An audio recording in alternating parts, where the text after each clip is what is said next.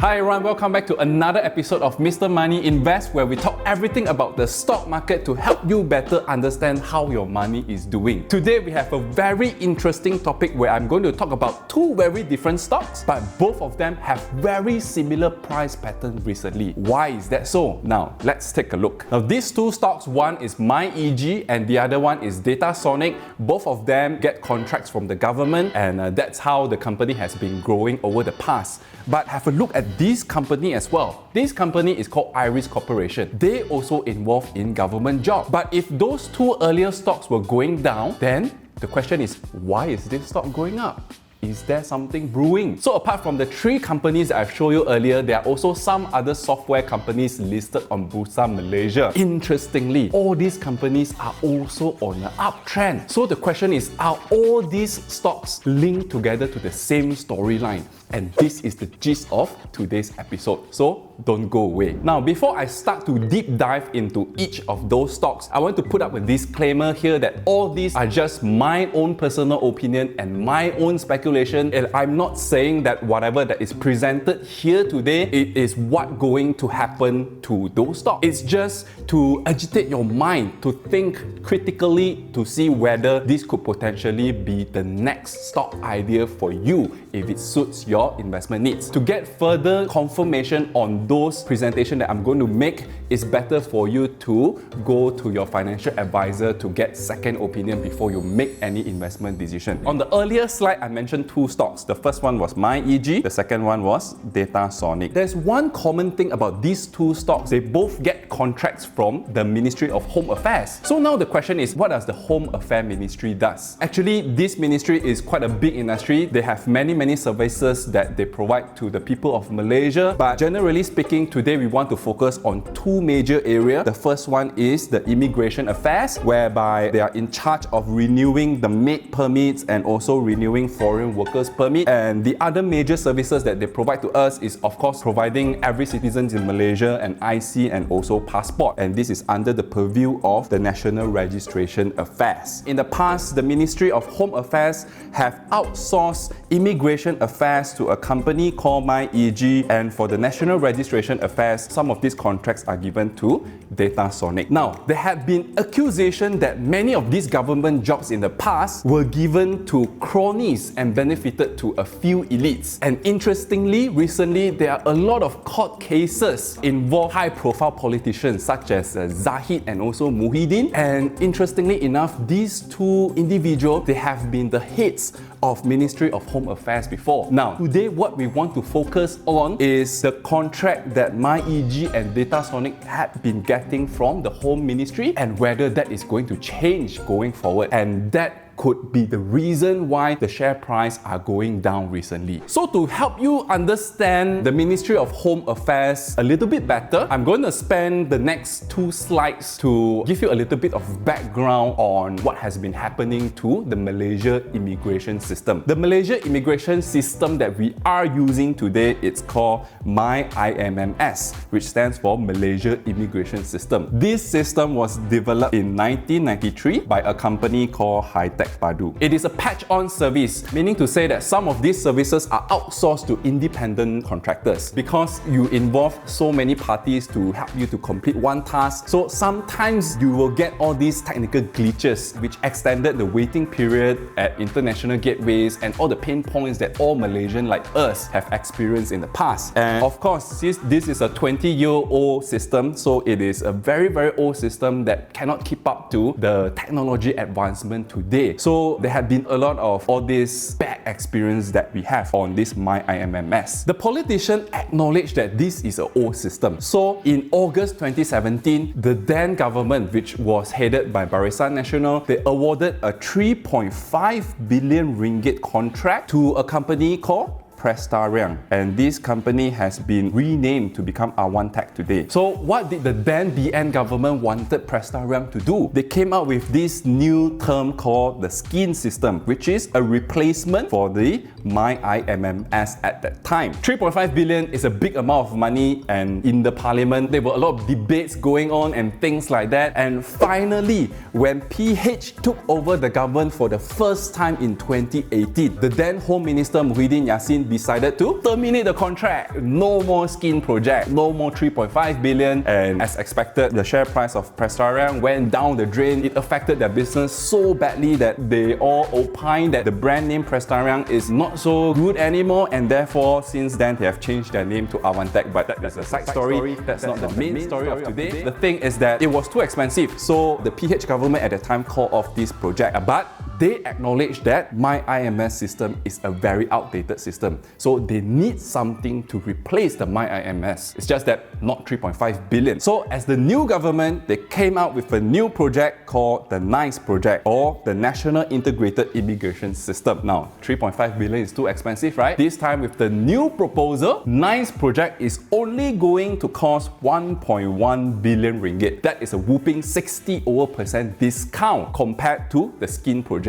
Of course, now everybody is happy. The only one that is not happy is Prestarian Berhad. So if Prestarian was the company that was awarded with the skin project, then who got the NICE project? Now, we all know that the PH government is all about transparency, and that means to have an open bidding for all these government contracts. So when they come up with the NICE project, obviously they will come up with an open tender. So who were the contractors that were interested in this NICE project? So the bidders include, number one, we had Datasonic, obviously because they're already providing passport to all Malaysians. Number two, we also have a consortium consisting MyEG and Hitech Padu. And we all know that Hitech Padu was the original developer of MyIMMS. So if they win a contract, it's justifiable. And on top of that, MyEG is also experienced enough in terms of all this renewal of permits. So this consortium is eligible to be one of the potential winners of this NICE project. On top of that, we also have other bidders like Iris and so many bidders out there.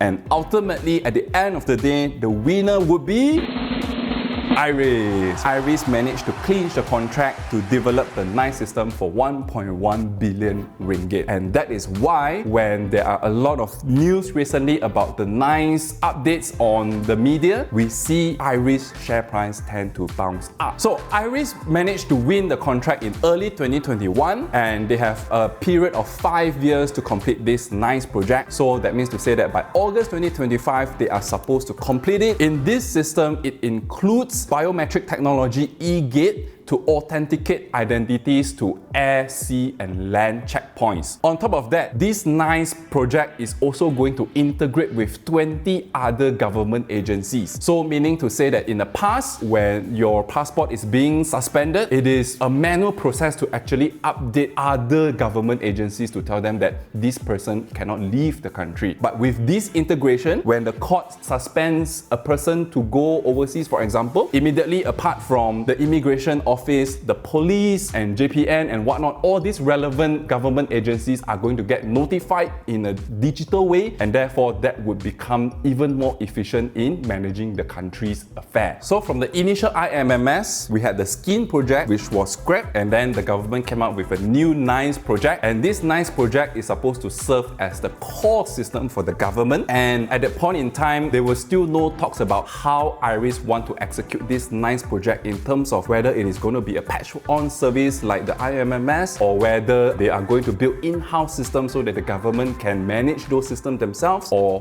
whatnot. We don't know at that point in time. Until this news was reported recently, within 100 days, the Pakatan Harapan government took office for the second time. The government have decided that they want to take all these outsourced services back into their own purview and to manage everything themselves. Now, this spells trouble to all the outsourced companies that are getting all these government jobs currently. What does that mean? That means there's no more outsourcing of its services to private companies, which is bad for investors because a lot of all this revenue is going to go away. They are going to lose all this revenue. And MyEG happens to be the first casualty because it was mentioned by the media everywhere. Immediately on the day, MyEG experienced a limit down on their share price, which was a bad tragedy. By the way, I don't know how many of you know that I came from a corporate banking background and left my job to start this media business alongside Peter and CK. But I have to say that starting a business isn't easy, as you need to think about cash flow management, business model, tax planning, and the list goes on and on. Rumor has it that 2023 won't be an easy feat economically, hence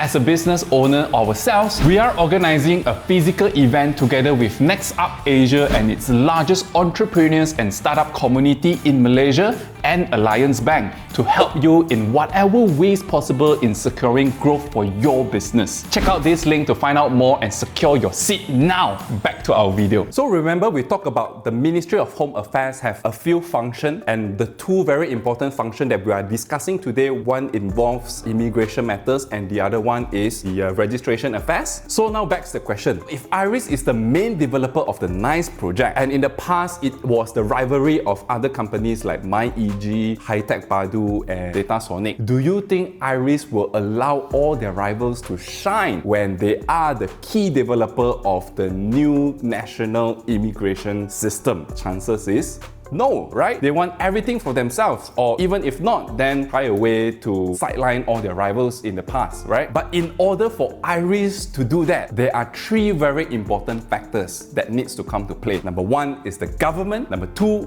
government, number three, it's still the government. Now, it all depends on the government, on what they want to do, how they want the system to run, so that IRIS as a contractor will just carry out what their clients, which in this case is the government, to implement the system. So that sounded like there's still a chance for MyEG and Datasonic to be okay, even though IRIS has gotten the contract to develop the NICE project. But MyEG and Datasonic shine during the Barisan Nasional regime, which in the end became closely affiliated to Barisan Nasional politician. So when Pakatan Harapan became the government in 2022, that became one of the key questions. Will Datasonic and MyEG be safe in this whole entire immigration saga? Now, we are not government officials, so we will never know what is the government intending to do with MyEG and Datasonic. But what we can do is to try to estimate what would be the damage if MyEG and Datasonic lost all their contracts from the government. So for the purpose of this analysis, we are not going to go through all the profit margins and things like that. We are just only going to focus on the revenue,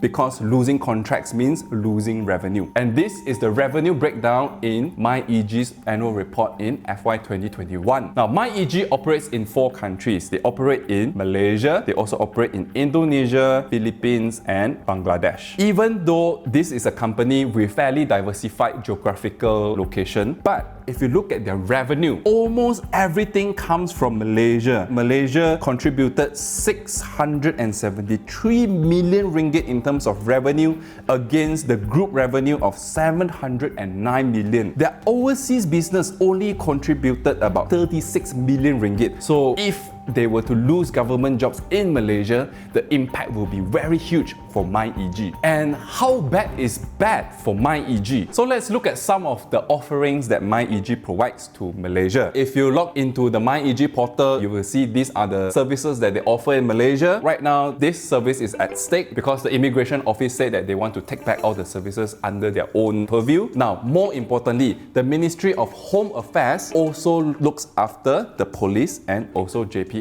So if the boss already intends to take away immigration services from MyEG, what is the chance of leaving the police services and JPN services with MyEG? That is the first question. Second question, our Minister of Transport, Anthony Loke, already mentioned that from now onwards, we are going to have digital road tax system, which means to say you don't have to display your road tax on your windscreen anymore. That means you actually don't need to use MyEG service to print your road tax. And if that's the case, would that also mean that going forward, the Ministry of Transport will also gradually decrease the amount of services provided by MyEG? That is question number 2. If all this is taken away, what is left with MyEG? Do you think you will still be attracted to use this portal? Because let's say, for example, if you want to find out what is your credit score, you can straight away go to CTOS. You don't need to have another layer to go through MyEG. If you want to buy insurance, you would have go to AIG directly. If you want to pay zakat, I think there are a lot more channels apart from just using MyEG as well. So now the big question is,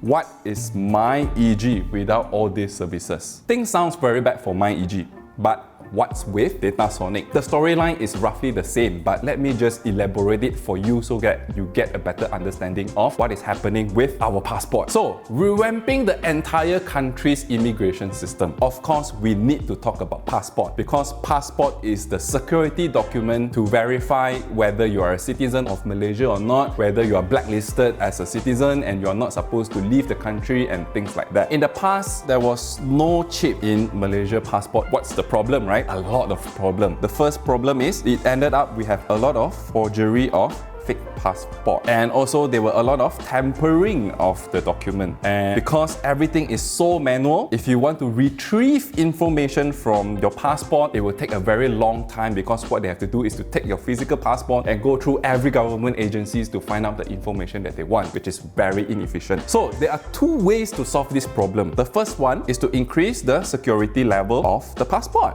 right? Very simple. And how to do it is by maybe, let's say for example, you add more staff at the checkpoints to check the passport, to check all these security documents. And maybe you shorten the validity of the passport so that people will have to renew their passport more frequently, so that in case anything happens during the tenure of the passport, then they can get updated a bit faster compared to, let's say, a length of 10 years or 15 years. But the other way to go about with this is through technology. And to do that, we are talking about embedding chips into our passport, or perhaps a barcode if a chip is very expensive, and we will tie all the information in all these chips and barcode back to a central system so that it is very easy for information retrieval. So those are the two options that the government was looking at when we're talking about revamping the whole country's immigration system. And the rest is history. We all know that the government chose to go with the technology approach, and that is why our passport today all have this symbol in front of our passport page, which signifies that this passport is a digital passport and it has a chip embedded inside. This passport came to life in 1998. Now, fun fact, do you know that Malaysia was the first country in the world to have a digital passport, an e-passport? And because it was so good, since then, right, more and more countries started to have a digital passport like Malaysia. So that's something to be proud of. Now, this smart idea came from the company Iris Corp, which is also the company that won the NICE project to revamp the entire country's immigration system. So you might think that since Iris Corp was the one who developed the first digital passport in the world, so naturally they would get the contract to produce all the passports for Malaysian, right? Well, you are just partially correct, because since 2016, for some reason, the government has given the contract to make passport in Malaysia to a company called Datasonic. And since then, Datasonic has become a monopoly in making passports for Malaysians. So for a company that created such a wonderful solution for the government but end up being thrown under the bus, that's something really sad, right? So since 2016, when Datasonic managed to clinch the project, it's really nothing much Iris could do. And since then, all the initial investors who thought that Iris would really benefit from their system, eventually they sold off their shares and shifted their interest to Datasonic for that catalyst. So from Datasonic's perspective, they won the contract in 2016. Now they are the monopoly to make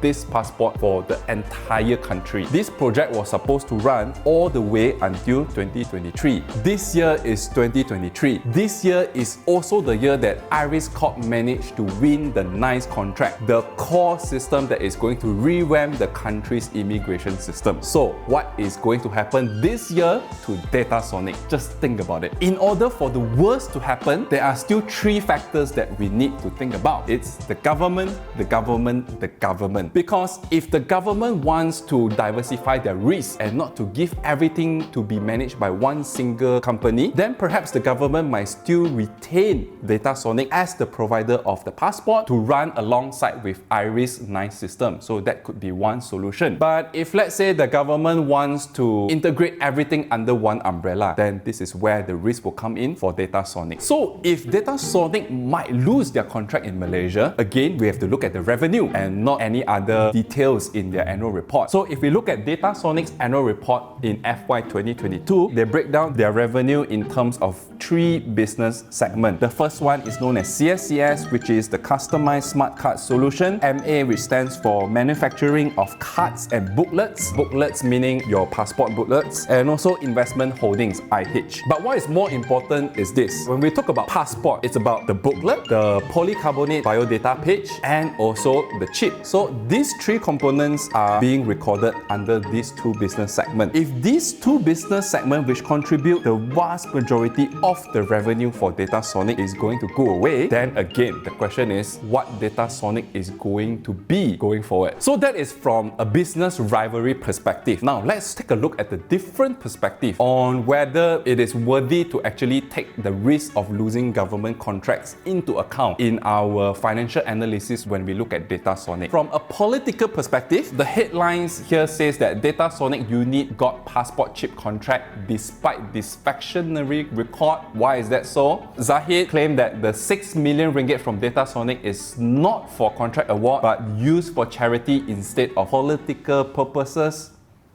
What does that mean? I don't know. But from political standpoint, it is a risk that in the name of fighting corruption, the government may reconsider whether to appoint a new passport provider. But to be fair, since we have a unity government today, PH may not want to be too harsh about it. So maybe it will not be a hard termination like what they declared with MyEG, because since Datasonic's contract is going to end in 2023, perhaps they will take this opportunity to do a smooth transition to a different supplier. That could be one scenario. But again, at the end of the day, we still need to look at the three very important factors on whether this is going to happen, which is the government, and the government. So we have looked at the potential losers of this nice project. What about the winners, right? There are some losers, there must be some winners as well. So if the nice project is not a patch-on service, which means to say it's not going to outsource all these services out to different private companies and everything is to be done in-house, then the government might need to subscribe to a lot of new technology-related services to support this new nice project. So what do they need? Obviously, they need better hardwares, they need a more sophisticated operating system, and because everything is digitalized, you would need a better cyber security. Since everything will be paid online as well, maybe you need a better payment system, and of course, all these data have to be saved in a very proper manner. So these 5 areas could be the key areas whereby if all these software companies are involved, they could potentially be a winner of this nice project. These are a few examples of tech solution providers listed on Bursa Malaysia that provide all the services that I talked about earlier. But it's not to say that these companies are going to get contracts from the government to run their immigration services. These are just examples for you to kickstart your analysis from now on, or to have a better conversation with your financial provider, and from there you can find a better stock for your investment. So at the end of the day, the moral of the story here is that when we want to invest in a company that is closely tied to government jobs, then you have to be very alert with the developments in the politics of the country. Like for instance, MyEG and Datasonic, the bulk of their revenue comes from the government. So if there's a change in government, that should already be a trigger for you to think about risk management in your portfolio if these stocks represent a big proportion of your investment portfolio. So hopefully you learned something from today's video, and if you'd like us to talk about any other topics in the stock market, just leave it in the comments below, and who knows, we will talk about it in the next one. So see you soon.